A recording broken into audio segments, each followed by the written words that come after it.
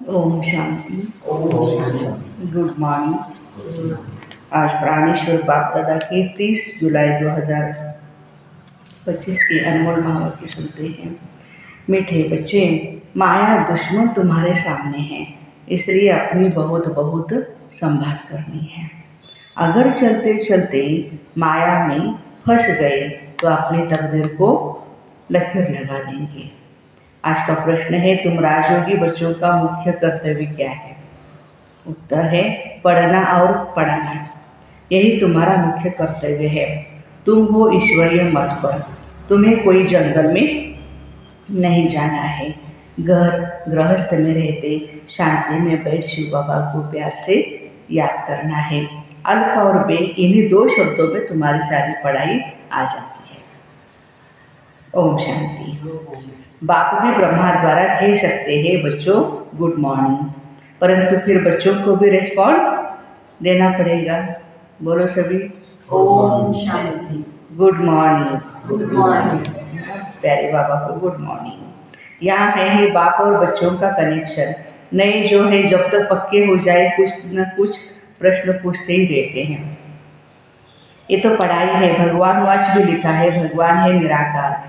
यह बाबा अच्छी रीति पक्का कराते हैं किसको भी समझाने के लिए, क्योंकि उस तरफ है माया का जोर, यहाँ तो वो बात नहीं है।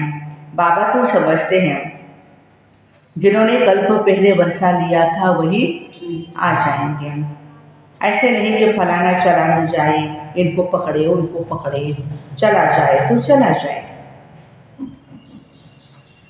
यहाँ तो जीते जी मरने की बात है।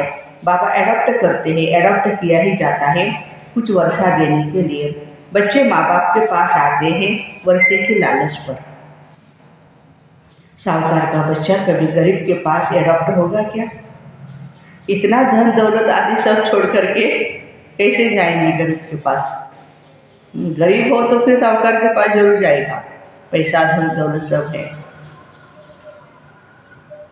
एडॉप्ट करते हैं साहूकार। अभी तुम जानते हो बाबा हमको स्वर्ग की बादशाही देते हैं, क्यों न उनका बनेंगे? हर एक बात में लालच तो रहती ही है। जितना बहुत पढ़ेंगे उतनी बड़ी लालच होगी। जितने जितने बड़े बड़े इम्तहान पास होते हैं तो उनकी कमाई बहुत होती है, अच्छी होती है। तुम भी बच्चे जानते हो, हमको बाबा ने एडॉप्ट किया है बेहद का वर्षा देने। बाबा भी कहते हैं तुम सबको हम फिर से 5000 वर्ष पहले मुआफी अडॉप्ट करते हैं। तुम भी कहते हो बाबा हम आपके हैं, 5000 वर्ष पहले भी आपके बने थे, अभी बने हैं। तुम प्रैक्टिकल में कितने ब्रह्मा कुमार कुमारियाँ हो। प्रजापिता भी नाम नामी ग्रामी है ना। जब तक शूद्र से ब्राह्मण न बने तब तक देवता नहीं बन सकते। तुम बच्चों की बुद्धि में अभी चक्र फिरता है, हम शूद्र थे अभी ब्राह्मण बने हैं, फिर देवता बनेंगे। सतयुग में हम राज्य करेंगे, तो इस पुरानी दुनिया का विनाश भी जरूर होना है। पूरा निश्चय नहीं बैठता तो फिर चले जाते हैं। कई कच्चे हैं जो गिर जाते हैं, ये भी ड्रामा में नूंद है। माया दुश्मन सामने खड़ी है तो वह अपनी तरफ बच्चों को खींच लेती हैं। बाबा घड़ी घड़ी पक्का कराते बच्चे माया में फंस नहीं पड़ना, नहीं तो अपनी तकदीर को लकीर लगा देंगे। बाबा ही पूछ सकते आगे कब मिले थे, कब मिले हो पहले, और कोई को ये पूछने का अकल भी नहीं आएगा। बाबा कहते मुझे फिर से गीता सुनाने आना पड़ता है, आकर रावण की जेल से छुड़ाना पड़े। बेहद का बाप बेहद की बातें सुनाते हैं। अभी रावण का राज्य है, पतित राज्य है जो आधा कल्प से शुरू हुआ। रावण को 10 शीश दिखाते हैं, विष्णु को 4 भुजाएं दिखाते हैं। ऐसे कोई मनुष्य नहीं होता है। ये तो प्रवृत्ति मार्ग दिखाया है ना। ये है एम ऑब्जेक्ट, विष्णु द्वारा पालना। विष्णुपुरी को कृष्णपुरी भी कहते हैं। श्री कृष्ण को तो 2 बाहें दिखाएंगे।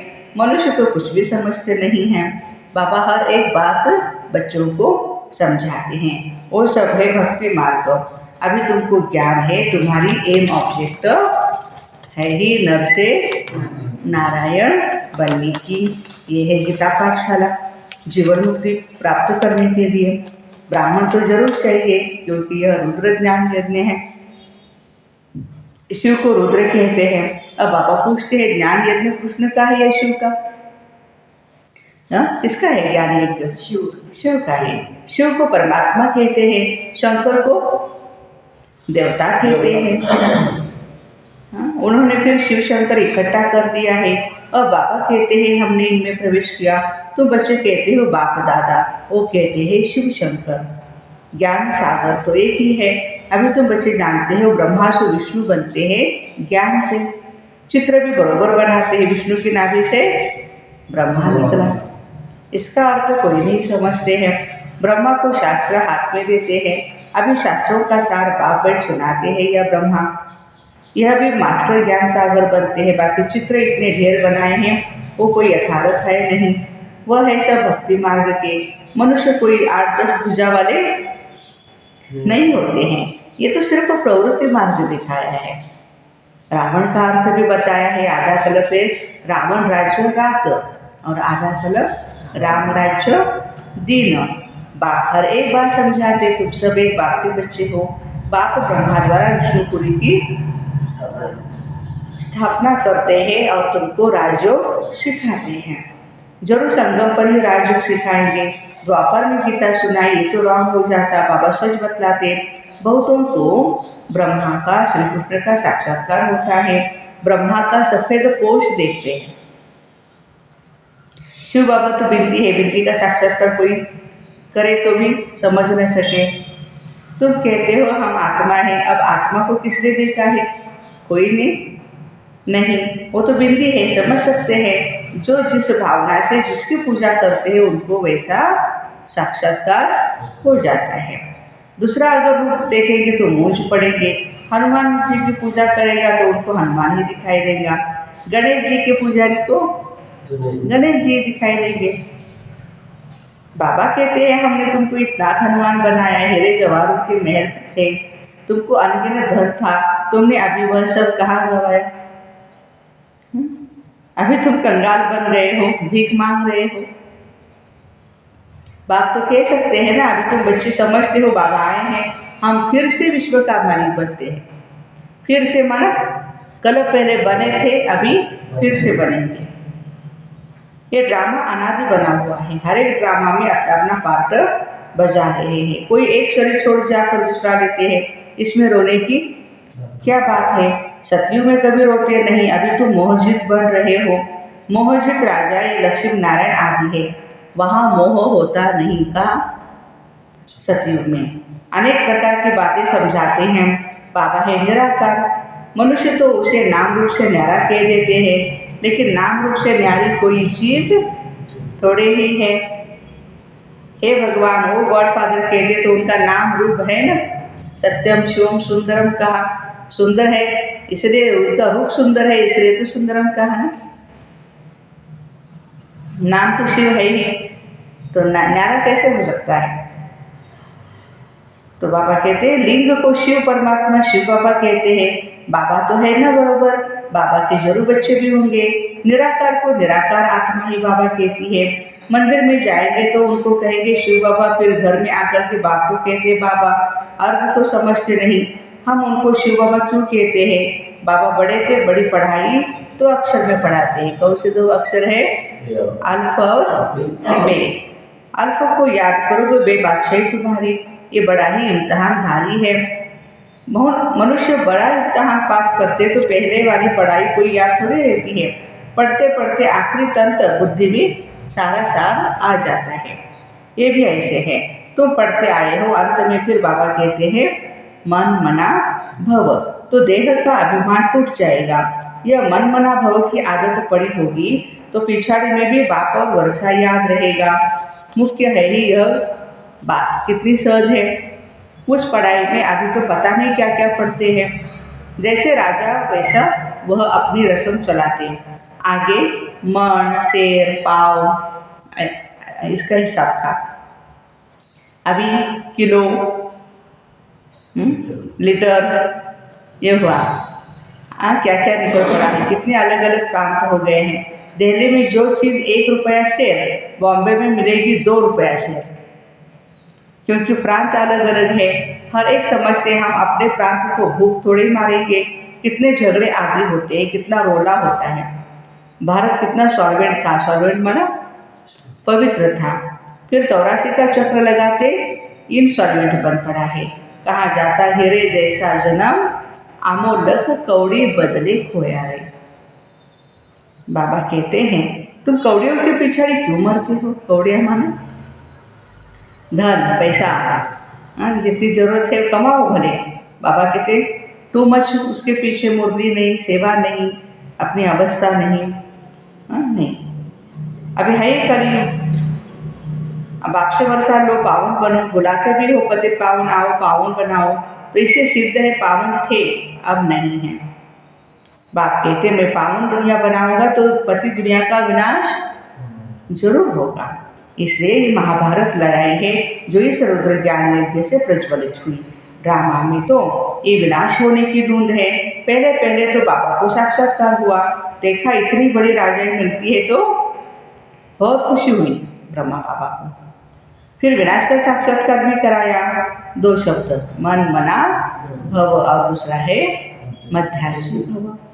ये गीता के अक्षर है, कोई कोई अक्षर गीता के ठीक है।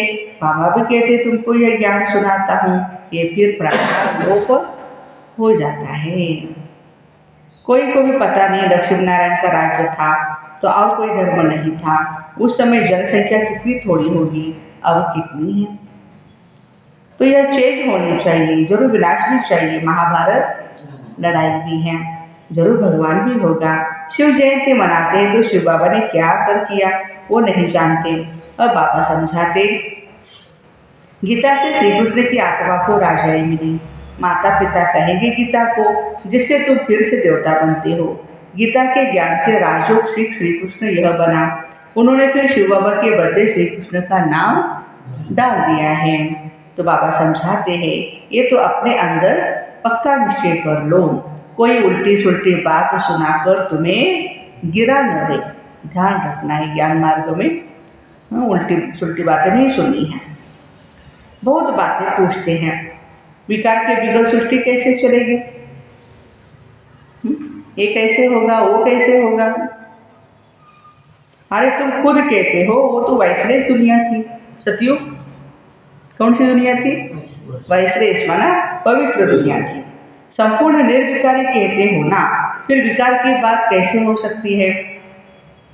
अब तुम जानते हो बेहद के बाप से बेहद की बादशाही मिलती है, तो ऐसे बाप को क्यों नहीं याद करना चाहिए? ये है ही पतित दुनिया। कुंभ के मेले पर कितने लाखों जाते हैं ना कुंभ के मेले में। अब कहते हैं वहाँ एक नदी गुप्त है, कौन सी? सरस्वती। हाँ? यहाँ भी गोमुख बनाया है, कहते हैं गंगा यहाँ आती है। अरे गंगा अपना रास्ता लेकर समुद्र में जाएगी, यहाँ तुम्हारे पास पहाड़ पर कैसे आएगी?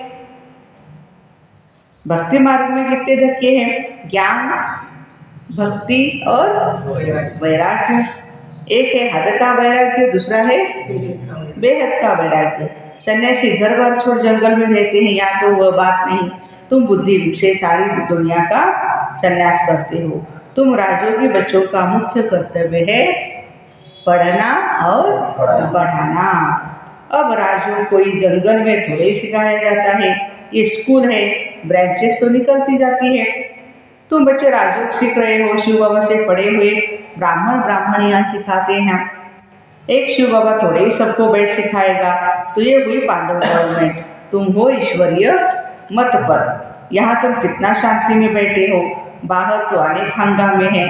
बाबा कहते हैं 5 विकारों का दान दो तो ग्रहण छूट जाएगा। मेरे बनो तो तुम्हारी सब कामनाएं मैं पूरी कर दूंगा। तुम बच्चे अभी जानते हो, अभी हम सुखधाम में जाते हैं, दुख धाम को आग लगनी है। बच्चों ने विनाश का साक्षात्कार भी कराया है, अब किया है, अब टाइम बहुत थोड़ा है, इसलिए याद की यात्रा में लग जाएंगे तो विकर्म विनाश होंगे और मुझ पद भी पाएंगे।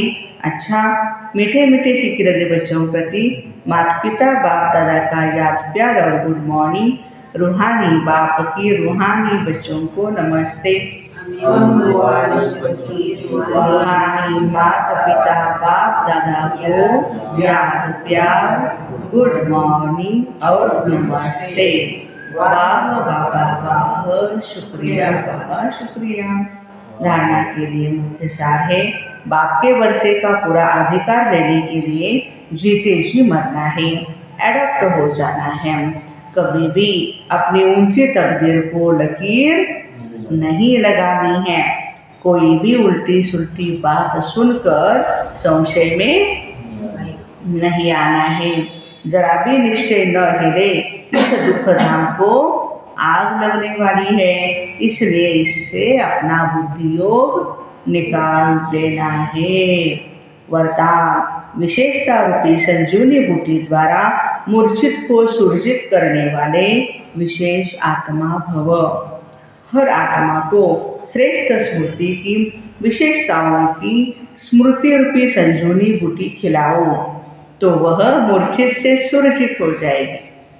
विशेषता रूपी संजीवनी बूटी, उनकी विशेषता उनको ध्यान में दिलाओ। आपके अंदर ये विशेषता है, तो वो सुरजित हो जाएगी आत्मा।